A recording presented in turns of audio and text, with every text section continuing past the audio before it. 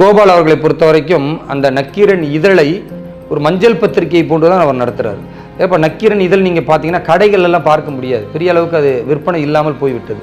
அதனால ஏதாவது பேசி அதன் மூலமாக வருமானத்தை ஈட்ட வேண்டும், அதன் மூலமாக திமுகவிடத்திலிருந்து தனக்கு தேவையான பொருளாதாரத்தை பெற்றுக்கொள்ள வேண்டும் என்பதை தவிர பெரிய அஜெண்டாலாம் உங்களுக்கு கிடையாது.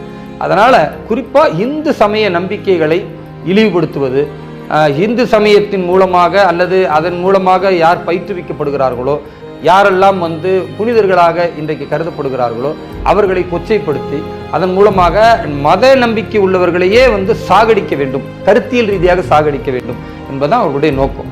அந்த அடிப்படையில் தான் அவர்கள் கடந்த காலத்தில் பல்வேறு இந்து நம்பிக்கை உள்ள அந்த மத குருமார்களை இழிவுபடுத்தி இருக்கிறார்கள். அந்த வரிசையில் தற்போது ஈஷா யோகா மையம் இருக்கிறது. ஆனால் உண்மையில் என்னன்னா, இப்படி உண்மைக்கு புறம்பான குற்றச்சாட்டை இவர் வைக்கக்கூடிய நேரத்தில் தமிழக